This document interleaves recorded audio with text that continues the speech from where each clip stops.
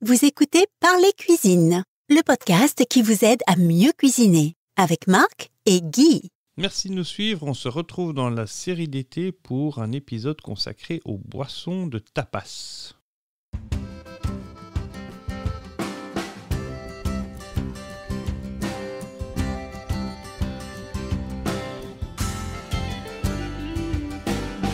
Bonjour, c'est Marc. J'insère ici une petite note de post-production avant de passer à l'épisode proprement dit, pour vous dire que l'enregistrement original de cet épisode-ci et du précédent ont été perdus. Du coup, avec Guy, on les a réenregistrés. Mais au moment de les publier, j'ai réussi à récupérer les originaux grâce à un backup que j'avais oublié qui se faisait automatiquement. Du coup, j'ai longtemps hésité à choisir quelle version mettre en ligne, vu que, bien qu'on ait pas de la même chose, elles comportent chacune des particularités que l'autre n'a pas. Par exemple, dans le réenregistrement, Guy explique comment faire une sangria noire. Alors, au lieu de publier deux fois la même chose, j'ai fini par choisir de publier les enregistrements originaux et les réenregistrements seront proposés à ceux qui nous soutiennent sur Tipeee. Vous pouvez vous abonner à notre Tipeee à partir de 1 € par mois et ça donne droit à plein d'avantages. On vous en dira plus sur la page Facebook. Allez, place à l'épisode. Bonne écoute. Chères auditrices et auditeurs, bonjour. C'est votre hôte Marc et je vous retrouve avec Guy. Bonjour Guy. Bonjour Marc et bonjour à chacun et chacune d'entre vous. Vous aimez la cuisine, c'est l'été. Nous avons préparé une série d'été pour vous consacrée au tapas, n'est-ce pas Guy ? Oui, mais pas qu'au tapas.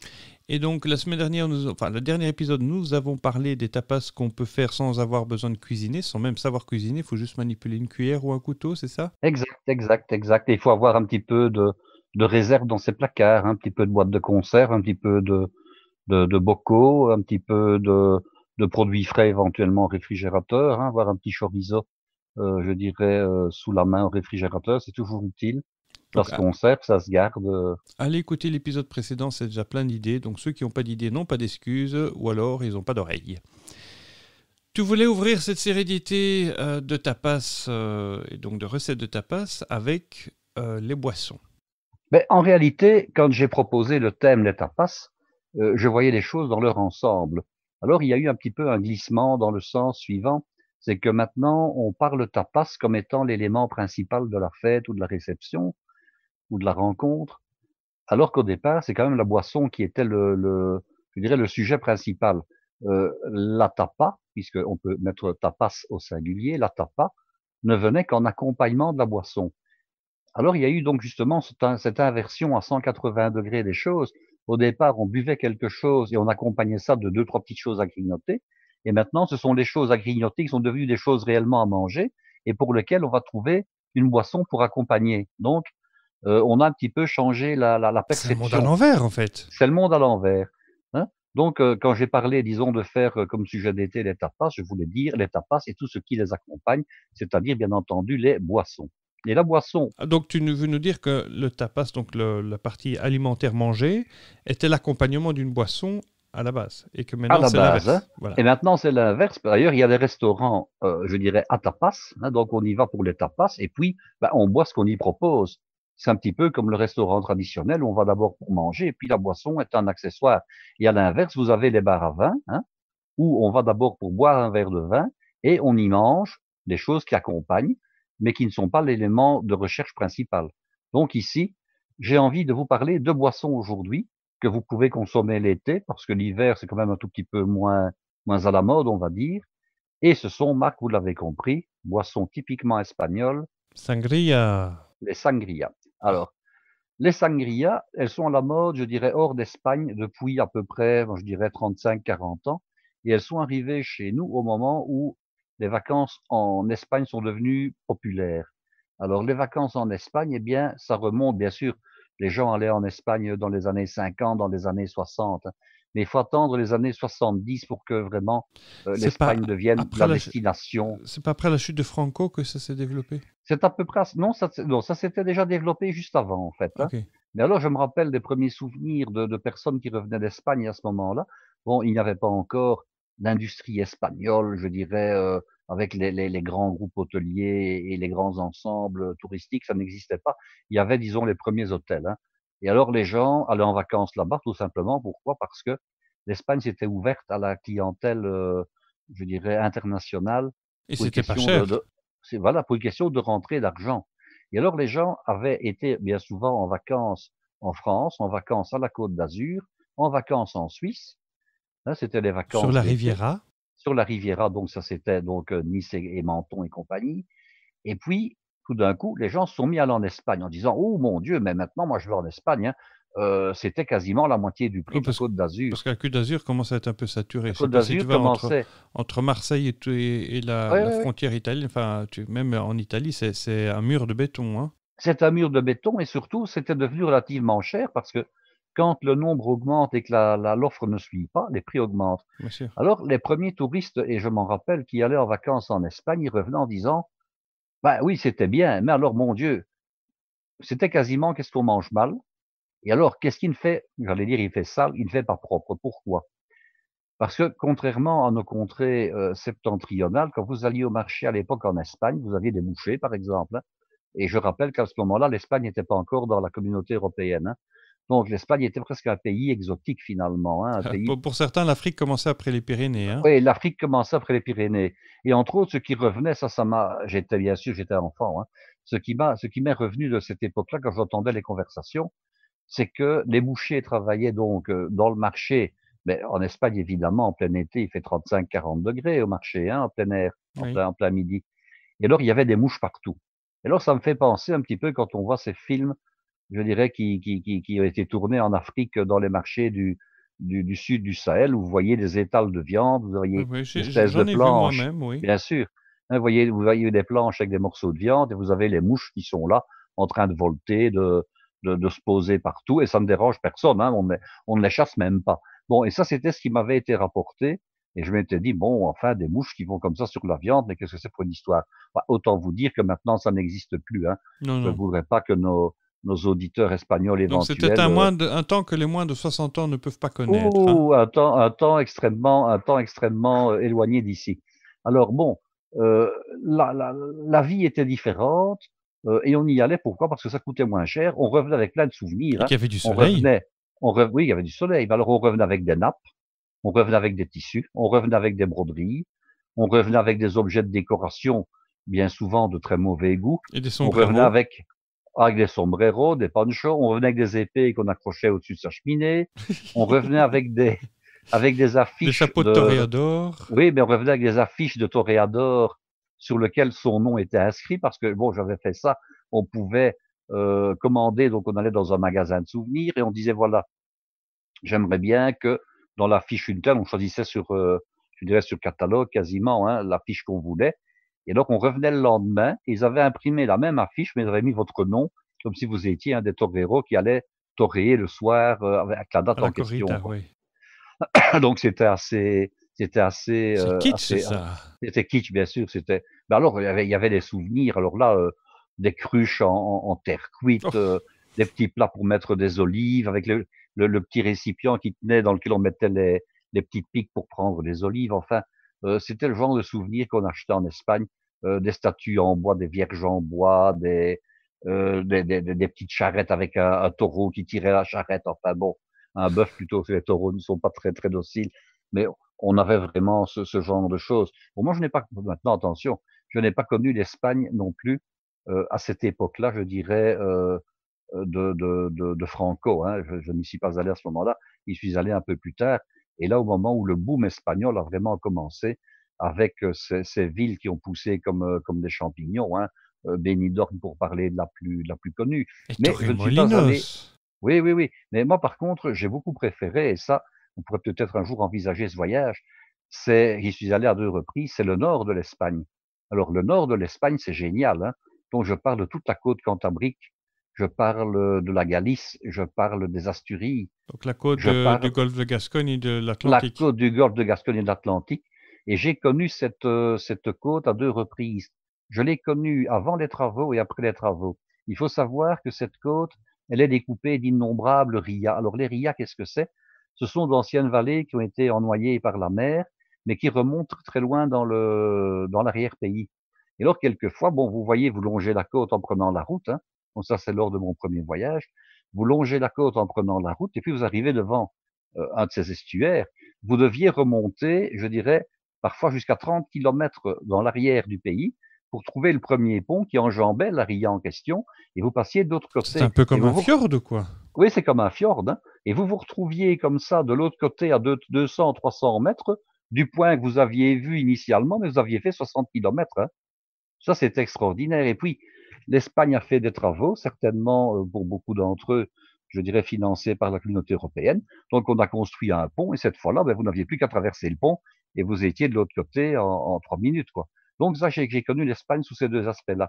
Et alors, la partie extrêmement intéressante de l'Espagne, c'est un peu vers l'intérieur du pays, hein, donc des villes comme Burgos, par exemple, comme Léon, des villes comme Avila, hein, qui sont des villes de la vieille Espagne traditionnelle, de l'Espagne, je dirais, que l'on retrouve un petit peu dans le film avec Louis de Funès, La folie des grandeurs. Donc l'Espagne, avec ses routes qui traversent des paysages somptueux, mais des paysages désertiques, parce que tout le plateau central de l'Espagne, il est extrêmement peu densément peuplé. Donc de temps en temps, ben, vous voyez un petit village, vous voyez un château, vous voyez une église au loin, vous voyez des fermes. Et alors vous voyez des bergers qui sont encore là en train de conduire leurs moutons paître dans une herbe relativement maigre. C'est encore un peu l'Espagne traditionnelle, cette Espagne du centre du pays. Mais vraiment, alors par contre, je dois démentir quelque chose qu'on entendait. Moi, j'ai toujours relativement bien mangé en Espagne, et surtout dans cette région-là, qui est très riche en poissons, très riche en fruits de mer. Finalement, elle ressemble beaucoup, et c'est normal, morphologiquement parlant, elle ressemble beaucoup à la Bretagne, hein. Donc, on trouve effectivement des poissons. Bon, j'étais allé avec un ami, sur les recommandations d'un ami espagnol que nous avions été rencontrés et que j'avais connu pendant des années. Il avait rédigé un petit mot pour le restaurateur. Il m'avait dit, tu vas à cet endroit-là. Alors, qu'est-ce qu'il avait mis sur le mot? Il avait mis, tu serviras donc les deux amis que je t'envoie aussi bien que si c'était moi. Bon, alors nous arrivons là-bas, au restaurant en question. Il était déjà un peu tard dans la soirée, hein, mais enfin, les Espagnols mangent tard. Alors, c'est un restaurant qui était correct, mais qui ne payait pas vraiment de mine. Et alors, on arrive là, et puis, il nous demande ce qu'on veut manger. Bah, on ne savait pas trop quoi, évidemment, hein. Alors, il nous montre, on venait de lui amener le poisson de la pêche. Donc, le poisson, il était quoi, 8 heures du soir, et il y avait deux grandes bassines de poissons tout frais, hein, qui étaient encore, pas vivants, mais qui étaient encore crus et non nettoyés, rien du tout. Alors, ben, nous avons montré deux premiers poissons, c'était des espèces de sols. Alors, on a pris ça en entrée, et puis après, on a pris un autre plat en plat principal. Autant vous dire que les sols, elles étaient énormes, donc déjà, elles auraient pu servir de plat principal. Et puis, on a eu des autres poissons là qui nous ont été servis plutôt qu'une préparation de type en sauce, et on a mangé de manière géniale. Bon, ça, c'est l'Espagne, je dirais, qui n'est pas l'Espagne de la Côte d'Azur, qui n'est pas l'Espagne que l'on a souvent en tête avec ces énormes complexes touristiques où on mange éventuellement des frites et de la choucroute à tous les repas. Ce qui n'est pas le but. Quand on va dans un pays, c'est de découvrir la cuisine authentique. Parfois, on a de mauvaises surprises, hein. Il m'est arrivé de débarquer comme ça à Ségovie.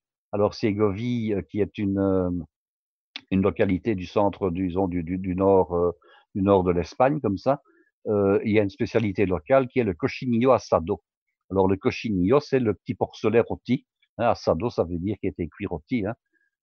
Bon, alors on voit une affiche, hein, cochinillo asado avec une flèche. Bon, on dit, bon, on va aller manger là. Nous arrivons dans une espèce d'ancien palais avec une cour centrale. Il y avait déjà plein de gens. C'est vrai qu'on était un petit peu tard. Alors, on a demandé le cochinillo asado.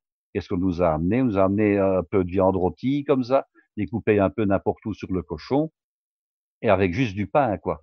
Il n'y avait pas une salade, il n'y avait pas un légume, il n'y avait pas une pomme de terre, il n'y avait pas du riz, il n'y avait rien, quoi, hein. Et pour que ça ait un peu de goût, j'ai juste demandé un peu de moutarde, hein.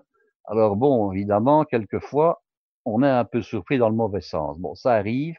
Il faut parfois un petit peu, il faut pas se contenter simplement comment dirais-je, d'un premier avis. Il faut parfois un petit peu chercher, mais bien souvent, on mange très très bien en Espagne. Comme un peu Alors, ceci partout. étant dit, Bon, je vois que tu aimes beaucoup l'Espagne, tu en as gardé un souvenir très ah oui, vibrant. oui, oui, oui, et encore mieux du Portugal d'ailleurs, hein, Oh, voilà, de la péninsule ibérique. de la péninsule ibérique. Alors, nous allons parler sangria. Alors, la sangria, au départ, qu'est-ce que c'est? Mais c'est une boisson que l'on sert à l'apéritif, mais qu'on peut boire, je dirais, je ne vais pas dire en quantité limitée, parce que sinon les ligues de vertu vont nous écrire, Et en plus, Oui, pour mais reprendre la route maintenant, il faut être prudent, hein, ça quand pour même, tout point de c'est vue. une boisson qui a la réputation d'être relativement bon marché et qui se boit comme de l'eau, qui est très Oui, tout agréable à à boire fait. en été Exactement. et qu'on s'en rend compte, mais une fois qu'il est trop tard, quand il faut se lever et que, ouïe, ouïe, Ouais, et ouïe. qu'on a mal la tête. Et Alors, il y a tout qui tourne comme ça. on a mal la tête, pourquoi? Parce que généralement, on en boit trop d'une part, et que d'autre part, à l'origine, la sangria, elle était quand même réalisée avec des vins qui n'étaient pas les meilleurs du pays. Alors, le fait de faire un mélange de vin et d'autres choses, ça permettait d'utiliser des vins, je dirais, très secondaires, hein, pour ne pas dire autre chose, en les améliorant et je dirais, en les rendant un petit peu meilleurs. Alors, la sangria de base, qu'est-ce que c'est? Au départ, c'est du vin rouge ou éventuellement maintenant on trouve du vin blanc. On trouve la sangria généralement sous sangria déjà marinée et prête à l'emploi. Donc, en été, comme ça, dans tous les magasins, vous trouvez la sangria en bouteille, la sangria en cubi même, hein, qu'il suffit simplement d'utiliser, de mettre au réfrigérateur et d'agrémenter. Alors, C'est un vin qui a un traditionnellement, faible degré d'alcool. disons qu'il y a un faible degré d'alcool, mais c'est la raison pour laquelle certains rajoutent de Ok. l'alcool en plus, hein. Alors, il y en a qui disent qu'il faut de la sangria avec du mousseux, etc. Je vais vous donner un petit peu toutes les possibilités, hein. Donc, pour 8 à 10 personnes, vous allez avoir besoin de quoi? Ben, de 3 bouteilles de cette fameuse sangria en bouteille de 75 centilitres. Vous allez donc avoir, si j'ai bien fait mes petits calculs, 2,25 litres. Ensuite, vous allez prévoir un demi-litre d'une liqueur ou d'un alcool. Alors, l'alcool, vous allez voir, ça va dépendre un petit peu de ce que vous mettez dedans. Un Et alcool à puis après, 40%. de l'alcool à 40 degrés ou une liqueur à 30 degrés. Généralement, les liqueurs sont un petit peu moins fortes, hein. Et puis alors, vous avez besoin, moi je vous conseille d'avoir une bouteille de mousseux qui va vous servir à étendre la sangria, lui donner un petit peu de peps au moment du service. Alors, dans la recette traditionnelle de la sangria, telle que le font, je dirais, 95% des gens, on voit tout le monde qui épluche des pommes, qui épluche des poires, qui prend une pêche, des abricots, on coupe ça en petits morceaux, hein, et puis après on vous met même des rondelles de bananes et des fraises, et puis on met ça dans la sangria. Alors on vous dit attention, il faut que ça macère au moins plusieurs heures. Qu'est-ce qui se passe après? Vous vous retrouvez avec des pommes qui sont devenues roses, avec des poires qui sont devenues brunes, avec des bananes qui sont encore plus brunes, avec des fraises qui sont toutes ramollies, hein, et puis on vous sert ça et tout le monde dit que c'est bon. Bon, ok. Je vais vous donner d'autres recettes, vous avez bien compris, je vais vous donner des recettes qui sont un petit peu meilleures. Première alternative, vous pouvez utiliser déjà des fruits à sangria qui sont des fruits surgelés. Ça existe, hein. Dans les rayons des grandes surfaces, vous avez des sachets de fruits, souvent ce sont des fruits qui sont pesés en 1 kilo, vous avez du melon, vous avez enfin de la pomme, etc. Il vous suffit de prendre les fruits. À ce moment-là, vous mettez votre sangria au réfrigérateur. Au moment du service, vous la reversez dans votre plat de service ou bien dans un bocal de service. Moi, j'utilise éventuellement des bocaux à poisson rouge, mais qui ne servent qu'à ça, je vous rassure tout de suite, hein. Ce sont des espèces de boules en verre dans lesquelles on met les fruits, dans lesquels on met l'alcool et dans lequel on met le vin à sangria. Et puis, c'est souvent très, très beau. Donc, tout le monde me dit, oh mon Dieu, qu'est-ce que c'est pour une belle idée, c'est original, etc. Il faut une louche qui est assortie, qui va dedans, hein, et vous avez comme ça une sangria qui reste froide plus longtemps. Pourquoi? Parce que tout simplement, l'air qui est froid et qui est au-dessus de la sangria ne peut pas s'échapper du bocal. Tandis que quand vous avez un bocal ou un plat qui est évasé, vous avez la sangria qui est fraîche, qui communique sa froidure à l'air coule sur les côtés Il se et la réchauffe. sangria se réchauffe. Par ailleurs, le fait d'avoir donc ce bocal arrondi sous forme d'une boule dans lequel vous mettez votre sangria, vous pouvez la poser sur un autre récipient dans lequel vous avez mis de la glace pilée. Mhm. Et de nouveau, ça va rester froid plus longtemps. Donc c'est quand même un avantage. Alors, j'ai été, comment dirais-je, influencé dans une première sangria comme ça par un restaurant qui se trouvait dans les Ardennes et qui faisait ce qu'on appelle une liqueur de vieux garçon. À savoir que pendant tout l'été, ils mettaient toute une série de fruits, de petits fruits rouges à l'alcool avec du sucre, hein, et puis après ils s'en servaient pour leur apéritif maison. Et alors ça m'a donné l'idée de faire une sangria aux fruits rouges que j'ai déjà réalisée à plusieurs reprises pour des fêtes de collègues, etc., des fêtes de fin d'année à l'école. Et généralement, ça marche pas mal. Alors de nouveau, ou bien vous utilisez des fruits rouges que vous avez achetés dans le commerce sous forme de fruits surgelés, ou bien vous utilisez des fruits rouges frais, ce qui est encore meilleur. Alors qu'est-ce qu'on peut mettre là-dedans? Bon, on prend bien entendu la sangria aux fruits rouges, on achète des cerises, on achète des framboises, on achète des groseilles rouges, on achète du cassis, de la mûre, des myrtilles, pour vous citer quelques exemples. Vous n'êtes évidemment pas obligé d'avoir tous ces fruits-là. Vous pouvez n'avoir qu'une partie, hein.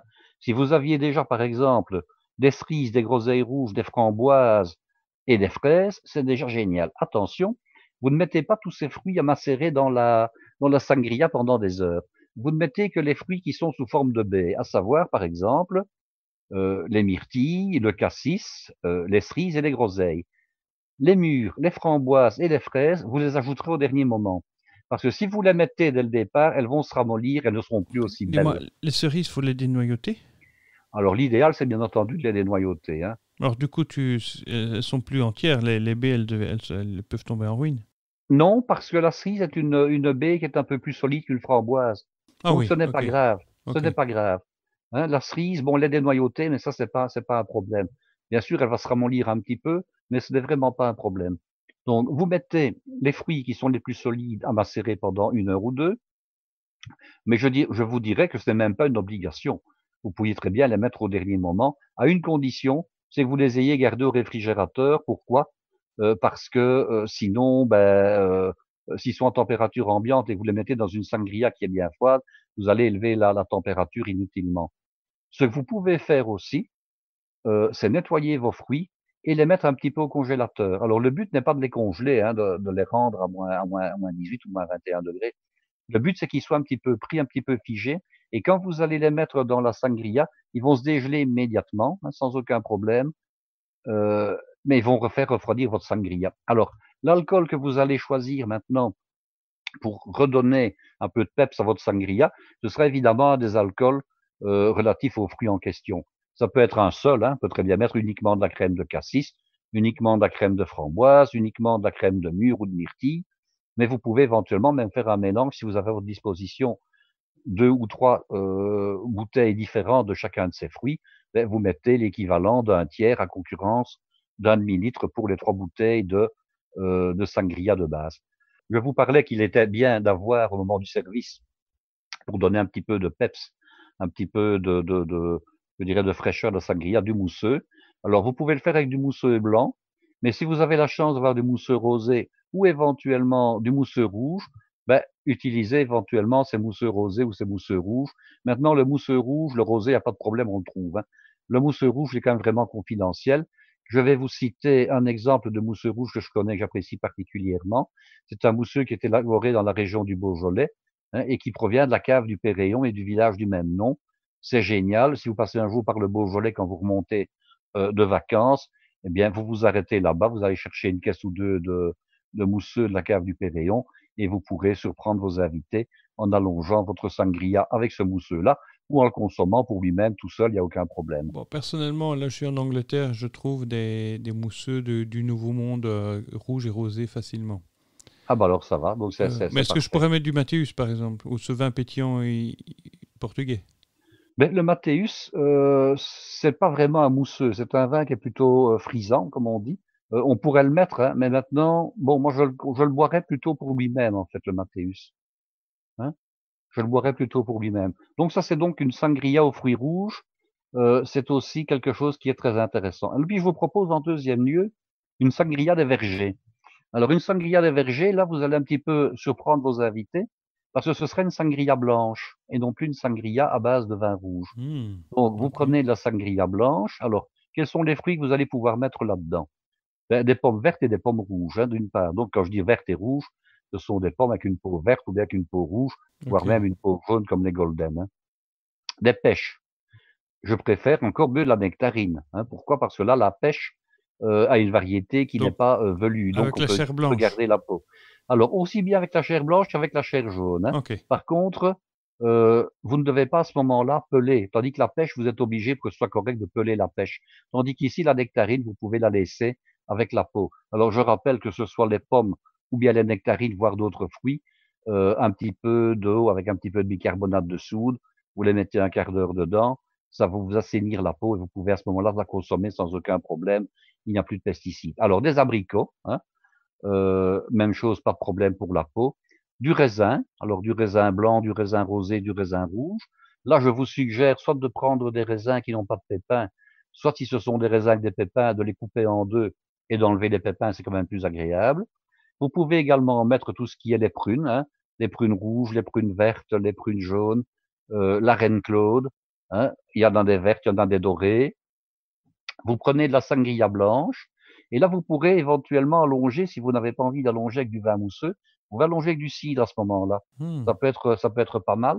Et au niveau de l'alcool, qu'est-ce que vous pouvez mettre? Mais vous pouvez mettre l'alcool qui est relatif à un des fruits que vous avez mis dans la sangria. Donc, bien sûr, de la liqueur de pomme, du calvados, de la liqueur de poire, de l'abricotine, soit sous forme de liqueur, soit sous forme d'alcool. Un petit Cointreau. Mais il n'y a pas d'orange, donc le Ah, Cointreau ok, est à base oui. d'orange, donc je ne mettrai pas de Cointreau. Mais liqueur de poire, liqueur de pêche, Mais t'as pas liqueur mis de de pomme. poire? J'ai pas cité les Non, poires. t'as Eh pas ben, j'ai cité les poires. oublié. C'est- Eh ben J'avais envie de te voilà. demander, est-ce qu'on met des poires? Parce que je Oui, voulais bien faire le sûr. jeu de mots avec les pommes, les On poires met les poires, on met les et poires. pas de Mais alors, Scooby-Doo. la poire étant un fruit plus fragile, je vous conseille, c'est de la mettre plutôt à la fin. Et alors, ce que je n'ai pas dit, mais que j'ai déjà fait, donc vous taillez les fruits les plus petits possibles. Ça ne veut pas dire qu'il faut les passer au cutter ou à hachoir, hein, mais vous les taillez en petits morceaux. Ce Comme que je une, reproche pour une coupe quelquefois, tutti frutti. oh, je dirais même peut-être un petit peu plus petit. Je dirais que des petits dés de, allez, 7 millimètres de côté. Descendez même en dessous du centimètre, hein. Ça Oui. prend un peu de temps, il y a un peu de travail, mais par contre, c'est extrêmement agréable à consommer parce que vous n'avez pas les morceaux qui restent dans le fond du verre. Vous pouvez Oh, boire c'est les morceaux en désagréable ça. même Alors, t'as temps. des gros Oui, morceaux qui restent collés au fond de ton verre en plastique et puis tu veux les faire exactement. descendre, t'as pas d'une cuillère, alors tu secoues un peu ton verre et t'as Voilà, tout qui tombe d'un coup sur ton nez. exactement. Donc, en coupant les morceaux vraiment petits, il suffit simplement de faire tourner un petit peu son verre, on les remet en suspension et on peut les avaler en même temps qu'on ne boit la boisson. Voilà. Et alors, si vous voulez donner une petite touche de couleur, parce qu'on n'est pas trouvé de pomme rouge, par exemple, hein, avec une peau bien rouge, vous pouvez mettre un petit ravier de groseille rouge. Ok. À ce moment-là, on va dire que c'est pas vraiment du verger, c'est du jardin, mais enfin, vous mettez un petit ravier de groseille rouge que vous avez égrené à la fourchette et ça va vous mettre des petits points rouges comme ça dans la sangria. Alors, quelle quantité de fruits utilise-t-on pour les proportions que je viens de donner? Considérez 1 kilo, hein. 1 kilo de fruits, tous fruits confondus, tous fruits mélangés, c'est la bonne dose. Donc 3 bouteilles, 1 kilo de fruits et une bouteille de mousseux plus 500 millilitres d'alcool. Ça fait 4 bouteilles, 1 kilo de fruits, ça fait à peu près 250 grammes de fruits par bouteille au total de vin mis en œuvre. Voilà, exactement. Donc à peu près 125 grammes par personne. Donc tu Voilà. prévois quand même l'équivalent d'une demi-bouteille par personne. Oui, c'est à peu près la tapée, hein. Ça va Ok, vous faire deux beaux verres. ok. Hein, parce que la sangria, on boit quand même rarement un seul verre, hein. C'est rare, oui. C'est rare, hein. On Surtout boit au quand elle est moins 2 bonne. verres. Surtout quand elle est bonne. Alors ici, ce sont des quantités, je dirais, très Oui, raisonnables, puisque ça va vous faire 2 verres. Si maintenant vous avez prévu la sangria pour toute la soirée, vous pouvez quasiment doubler, hein. oui. Maintenant, les gens ne sont censés, d'un point de vue légal, boire que 2 verres s'ils reprennent la route après. Oui, mais Donc s'ils moi, sont j'ai mis les confinés ou propos. qu'ils vont voir Ben les voilà. voisins à pied, Moi, j'ai pris des proportions pour 2 verres par personne à peu oui. près. Maintenant, rien ne vous empêche d'en faire davantage. À consommer Alors, avec modération, j'insiste. voilà. À Nous ne consommer voudrions pas avec avoir modération. des morts sur la Non, conscience. pas du tout. Maintenant, je vais vous donner une autre recette de sangria qui est une sangria exotique. Oh, Alors, nous avons eu la sangria aux fruits rouges, la sangria aux fruits du verger, maintenant une sangria exotique. C'est aussi une sangria blanche, hein. oui. Alors, vous allez mettre évidemment, vous l'avez compris, des fruits exotiques. Alors, qu'est-ce qu'on a? On a l'ananas, on a la mangue, on a la papaye, on a le fruit de la passion. On a la banane qu'on mettra au dernier moment pour éviter qu'elle ne s'oxyde et qu'elle ne se ramollisse. Oui. On a le litchi. Alors le litchi, là, vous êtes quasiment obligé de prendre du litchi en boîte. Pourquoi? Parce que les litchis frais ne sont pas là, je dirais, au moment de l'été, donc on n'a pas trop le choix. On prend une petite boîte de litchi. Vous mettrez le sirop de la boîte de litchi avec, il n'y a pas de problème, hein, et vous les coupez en 2 ou en 4. Et alors un fruit que je vous invite à mettre parce qu'il va avoir vraiment un effet décoratif extraordinaire, c'est le pitaya. Alors le pitaya, qu'est-ce que c'est? C'est cette espèce de boule. On appelle également ça le fruit dragon. Alors quand vous le voyez de l'extérieur, il est, rose orangé, assez parfois même fuchsia dans certaines De quelle variétés. forme? Une forme de boule comme ça, hein. Là, il y a des petites écailles qui sont menues autour, heu, qu'on va simplement enlever et l'intérieur par contre, il est gris et il est, noir. C'est-à-dire qu'il y a tous des petits points noirs dans une masse un petit peu gris blanche comme ça. Ah oui, je Il est vois. extrêmement décoratif. Alors ce fruit-là, bon, vous lavez, vous coupez les 2 extrémités, vous le passez à l'eau, vous enlevez les espèces de petites écailles comme ça qu'il y a de temps en temps sur la peau, mais vous gardez la peau parce que justement le but c'est d'avoir cette juxtaposition de Oui. rose et de blanc et de noir. Ensuite, vous coupez des tranches et puis vous coupez les tranches en question en 4 ou en 6 selon la taille. Vous pouvez éventuellement, si vous avez plus facile, prendre d'abord le fruit, le couper d'abord en segments et puis transversalement pour voir la paysanne. Donc, ce sont des petits triangles qui sont assez décoratifs. Il y a alors un autre fruit qui peut servir, je dirais, à décorer cette sangria exotique. Je recherche le nom. C'est un fruit en forme d'étoile, tiens, je suis en train de chercher le nom. Ça existe en variété jaune et variété un peu plus verte. Des caramboles, voilà. Des caramboles que vous coupez. Alors là, les caramboles, comme c'est en forme d'étoile et que c'est ce qui fait la beauté du fruit, ben, ne les coupez pas en menus morceaux. Là, vous laissez le fruit en forme d'étoile et vous essayez quand vous servez d'en mettre un par personne. C'est beaucoup plus joli. Et est-ce qu'on peut y mettre du kiwi? Alors, on peut y mettre du kiwi, mais seulement, voyez-vous, Marc, j'avais réservé le kiwi pour la sangria aux fruits verts qui était l'épisode suivant. Hein, donc, mais on peut parce y que mettre du kiwi. tu vas encore parler de sangria au prochain épisode? Non, non, non, non. Quand je dis, oui, l'épisode suivant, c'est la recette suivante. Ah, la recette suivante, parce que tu la m'as fait recette suivante. peur. Bon, Mais okay. non, non, non, non. Je vais quand même continuer à te faire peur parce que je ne ferai pas ça le long de l'épisode suivant, mais j'ai prévu encore 4 autres recettes de sangria pour plus tard. Ah. Ben oui, hein, Okay. tant qu'on y est. Donc, Mais on parlera d'autres choses en attendant. Sinon, ce sera pour l'année prochaine qu'on mettra ces 4 sangria-là. Donc, la sangria aux fruits exotiques maintenant, bon, ben, vous allez devoir trouver une liqueur pour pouvoir l'ajouter. Alors, ça peut être quoi? Ça peut être les liqueurs de type safari, les liqueurs de type pisang, donc les liqueurs la crème de banane, ou éventuellement un mélange. Bon, le pisang, c'est évidemment une crème de banane, mais qui est verte. Vous pouvez évidemment, je dirais, il faut que la liqueur ajouter. soit claire.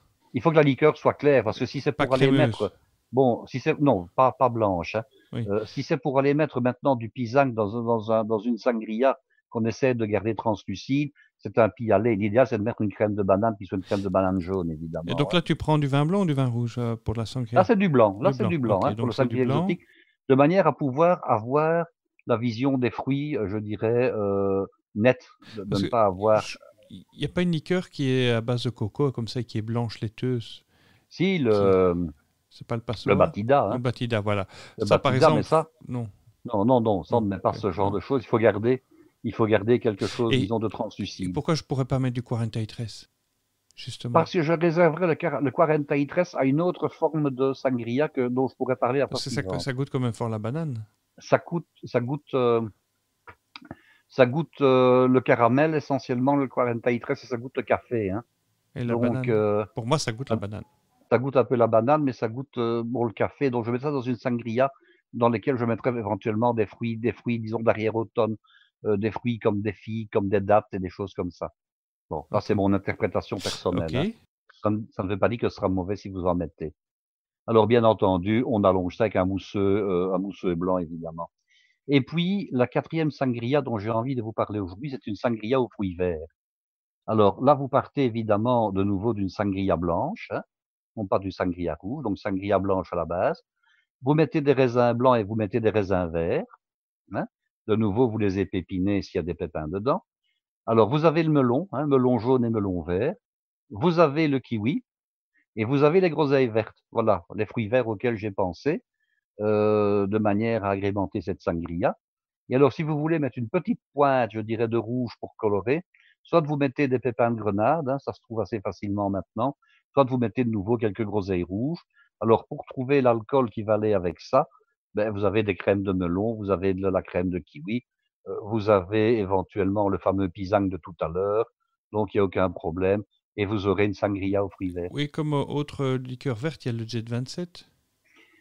Oui, mais ça sent la menthe. Hein. Bon, il faut oser. On peut. Bah, je sais pas que ce n'est pas top, mais on peut oser. À ce moment-là, vous mettez éventuellement un peu de menthe, je dirais hachée finement dans la sangria. Et là, vous allez donner un goût particulier. C'est rafraîchissant. Certainement. Est-ce qu'on est obligé de mettre de l'alcool? Ça apporte quoi l'alcool exactement? Alors, l'alcool, on n'est pas obligé d'en mettre. Généralement, on en met pour booster la sangria, pour qu'elle soit un petit peu plus élevée en degré d'alcool. Évidemment, la sangria, c'est quelque chose qui est très traître, hein, parce que du fait qu'il y a du sucre, ça se boit comme du petit lait. Donc, la sangria, elle est sucrée à la base. Donc, tout ce qui est sucre et alcool font souvent un très mauvais mélange. D'autant plus quand il fait chaud, vous avez envie d'en boire. Et comme vous n'avez pas l'impression que c'est fort alcoolisé, vous en buvez. Et comme Et c'est puis sucré, après, ça désaltère pas beaucoup, ça donc il faut... désaltère moyennement, donc on en boit un peu plus. Alors l'alcool n'est pas nécessaire. Ici, je vous ai donné une quantité d'alcool raisonnable. Vous pouvez bien entendu entièrement supprimer l'alcool ou en mettre moins. Il n'y a aucun problème. Et c'est celui qui veut faire l'inverse et qui veut la diluer dans du jus de fruits, c'est possible? Ou... Mais à ce moment-là, moi, je dirais plutôt, c'est de prendre du vin sans alcool. Hein. Mais c'est pas bon. Ben, comme vous mettez des fruits dedans, ça passe quand même. Hein. Oui. Ouais, si je peux la... Oui. Alors, vous savez, il y a moyen. Hein. Il y a moyen tout simplement. Au lieu de prendre 3 bouteilles de sangria traditionnelle, vous en prenez qu'une. Et puis, vous mettez 2 bouteilles de vin blanc sans alcool. Et puis, vous mettez du cidre pour allonger à la fin, qui lui tire à 4 degrés Ok. d'alcool. Oui. Autant vous dire que vous allez diminuer certainement par 2, si pas par 3, le taux d'alcool de la sangria. Hein. J'ai 2 questions.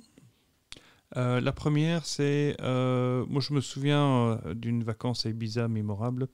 Il y avait un bar où il y avait pas mal de célébrités qui venaient boire là. Et la condition, c'était qu'on ne dérange personne. Donc, on est venu s'asseoir, on regardait autour de nous. On avait comme ça des personnes connues.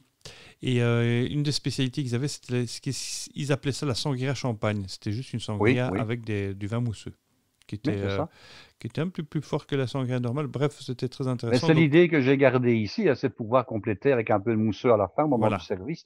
Quand on met du mousseux ou qu'on met du vrai champagne, bon, moi, je n'ai pas cité le champagne pour une raison de coût, et parce Oui. que le champagne, pour moi, est un produit noble qui mérite d'être dégusté tout seul, si je peux employer l'expression.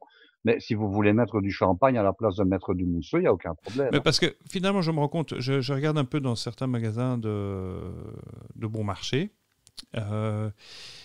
Je me suis retrouvé là parce que je devais acheter des cadeaux en quantité pour les professeurs. C'est à la fin de l'année, on fait des cadeaux aux professeurs. Et je regarde un peu le rayon des vins parce que je sais qu'un cadeau qui est très apprécié par les adultes en Angleterre, c'est d'offrir une bouteille de vin. Et je vois qu'ils avaient des bouteilles de vin, mais qui titraient à très bas degré d'alcool.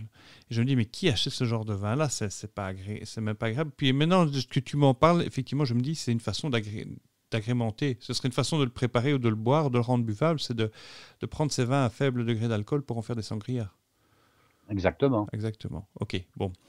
Donc, parce que tu as des mousseux qui titrent à bas degré d'alcool, donc on pourrait faire un petit mélange avec comme tu dis, du Mais il faut cidre. toujours avoir, moi je pense hein, qu'on doit, quand on élabore une sangria, on doit avoir les fruits qui macèrent dans un peu de vin. Alors, on n'est pas obligé de les faire macérer dans les 3 bouteilles de vin. On peut très bien les faire macérer, par exemple, comme il y a un kilo de fruits, dans une seule bouteille de vin. Hein, on les fait macérer Et on pendant pourrait 2-3 heures.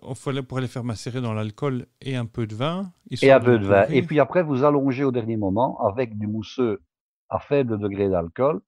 Et vous avez le même volume au niveau boisson, vous avez le même Ah, volume. et comme ça, on Mais au aurait, niveau quantité d'alcool, vous avez nettement moins. Vous avez divisé au minimum par 2 le taux et d'alcool. C'est vrai que on aurait ça tout permet l'alcool d'en dans les boire. fruits, quoi. Mais on aura l'alcool dans les fruits, hein, d'une part, et d'autre part, je dirais qu'au niveau total, on diminue quand même fameusement le taux d'alcool du total. Hein. Bon, alors, là, j'arrive à ma deuxième question. C'est pour les enfants. Est-ce qu'on peut faire une sangria sans alcool ou à très, très, Ben, très, bien très faible sûr, degré d'alcool? il suffit de prendre une boisson de type Kidibule, par exemple, hein. Donc, un vin mousse, comment Un dire? cidre mousseux sans alcool, hein, ou alors il n'y a que Alors, 0,5 degré d'alcool, autant dire qu'il n'y a rien. On leur met leurs fruits coupés en petits morceaux dans un verre et on complète avec du Kidibule. Hein. Je ou, donne Kidibule ou parce que des jus pétillants. Oui, qui dit bulle, c'est du jus pétillant. Ou du champomis, qu'ils appellent ça. du champomis, voilà, je dis C'est Kidibule, mais il y a du c'est du champomis, vin. etc. Mais ça à la base, c'est c'est pas du vin, c'est du jus de pomme pétillant. Mais je sais que Stassen fait toute une série de Oui, cidres sans c'est un alcool, genre de cidre sans alcool, voilà. avec des fruits rouges. On pourrait Mais il y mettre en a, aussi il y en des... a, il y en a aux framboises, il y en a aux pêches, il y en Voilà. a au litchi, voilà. Donc on peut Il suffit prendre ça d'utiliser ça, bien sûr. pour faire une Et petite alors eux, bien sangria. entendu, on ne fait pas macérer leurs fruits ni dans du vin ni dans de l'alcool, hein. Bah, On coupe les fruits menus et puis on leur met la boisson, je dirais mousseuse au-dessus, tout simplement. il y a quelques décennies, on faisait manger des fruits macérés à l'alcool et puis qu'on diluait un peu dans les fruits, puis on donnait ça aux enfants. Ils dormaient bien, les enfants. Ah, c'est clair. Il y a une époque où on faisait encore boire des légères doses d'alcool aux enfants. Moi, je me Oui, souviens, tout en à colonie fait. de vacances, on nous servait de la bière de table avec la tartine à l'omelette. J'avais 6 ans. Mais quand j'étais enfant, à l'école primaire, au réfectoire, on avait de la bière en accompagnement des plats, hein. La fameuse pied de bœuf, la bière de table. La fameuse pied de bœuf brune. c'était jusqu'en 6e primaire. Et quand on était au secondaire, on ne nous mettait plus celle-là parce que c'était pour les enfants. On mettait la Pied de Bœuf blonde qui était, disons, sa grande sœur. Alors, autant vous dire que ce qui se passait à ce moment-là, maintenant, ce serait décrié par les ligues de vertu de toutes sortes. Comment donner de l'alcool aux enfants? Mais à l'époque, ça ne choquait personne. On trouvait ça logique. Les enfants buvaient de la bière en Belgique. Certes, c'était une bière légère. Hein, c'était un demi-degré, hein, un demi% d'alcool. Il y avait pas grand-chose. Il y avait surtout dans la bière brune, il y avait surtout beaucoup de sucre candi. Oui. Et je ne suis pas sûr qu'au niveau de la santé, que beaucoup se sont, disons, déjà initiés au diabète avec cette bière-là. On n'en est pas mort. Ouais, disons que faut voir ça sur le long terme, mais enfin, c'est vrai que c'était une bière. T'en es pas mort, Guy. Pour le moment, je vis toujours. Donc ça va bien. T'arrives au seuil de ta retraite et t'en as pas vraiment souffert. J'arrive au seuil de ma retraite et ça a tenu le coup, quoi. Voilà. Mais enfin, maintenant, il serait impossible. Tu prends le cas de ton enfant, ton petit gamin qui a quel âge, 10 ans? Il a 8 ans. Il va avoir 9 ans là, dans quelques mois. Si à l'école où il va, qu'il prendrait son repas de midi, on lui servait de la bière, même une bière avec un faible degré d'alcool, ça serait plus possible maintenant. Tout le monde hurlerait au scandale, quoi, hein, en disant qu'on initie les enfants au goût de la boisson alcoolisée et que c'est honteux. C'est un peu comme si on donnait à un gosse des cigarettes à fumer, quoi. D'ailleurs, maintenant, les cigarettes en chocolat qu'on offrait avant aux enfants pour les fêtes de fin d'année ou à Saint-Nicolas sont interdites. Hein. Oui, c'est pas plus mal. Moi, j'ai connu ces cigarettes en chocolat. Bon, oui. Ça ne m'a jamais obligé à fumer. Disons que oui. Ok. Voilà, eh bien, je vais peut-être éventuellement mettre nos auditeurs, je dirais, en attention pour les prochains épisodes où je parlerai un jour de sangria. J'ai prévu une sangria d'agrumes, une sangria d'or, une sangria Isfahan et une sangria aux fleurs. Voilà. Waouh, rien que ça. Cool. Rien que ça. Donc restez à l'écoute, Guy. Restez à l'écoute. Vous en réserve plein d'autres. Et je suis sûr que d'ici là, tu vas encore trouver une demi-douzaine d'autres recettes. Non. Je me suis dit qu'en mettant sur pied 8 sangria, que ce serait pas mal. Et si vous voulez une sangria personnalisée, vous pouvez toujours demander une audience auprès de Guy. C'est très facile. Pourquoi pas. Il suffit de s'abonner à la page Tipeee. On a un niveau qui permet de réclamer justement une conversation privée avec Guy. En tête-à-tête. Bon, ça se passe par Internet parce qu'avec le confinement, tout ça, mais voilà, il répond à... En tête-à-tête, mais avec Marc quand même. Hein. Ouais, parce que moi, je suis le facilitateur. Lui, il est technicien. Voilà. Mais si vous voulez juste avec Guy en privé, je peux le faire. Je m'arrange et puis vous vous démerdez. Voilà, écoute, Guy est une personne aux multiples ressources. Je suis un grand garçon, hein, bon, voilà. Et puis qui sait répondre à la volée à de nombreuses questions. Vous avez pu le voir lors du confinement et toutes les vidéos qu'on a fait, il y a plus de 50 heures de contenu que nous avons fait durant le confinement avec les lives quotidiens que vous pouvez toujours aller voir sur la page Facebook. Il ne faut même pas le compte Facebook, il suffit d'aller voir sur la page Facebook de Parler Cuisine. Tout est encore là. Et donc, bon, je remercie au passage les gens qui nous soutiennent sur Tipeee parce que c'est grâce à eux que ce podcast survit. Donc, merci à tous ceux qui nous ont rejoints depuis et tous ceux présents à venir. Donc, n'hésitez pas à le faire, c'est facile. Et puis, on va continuer sur les tapas parce que c'est l'été et que... Eh bien, la prochaine fois, je vous initierai à la transformation d'une entrée en tapas. Voilà. Ok. Et je vais vous expliquer et vous montrer visuellement comment on transforme un plat qui est en entrée en un plat en tapas. Visuellement, alors qu'on est en podcast, comment tu... Il y aura de la photo. Il y aura de la photo. Ok. Bon, si Guy photo que vous avez déjà reçue de toute façon. Hein. Ah, je vais vérifier.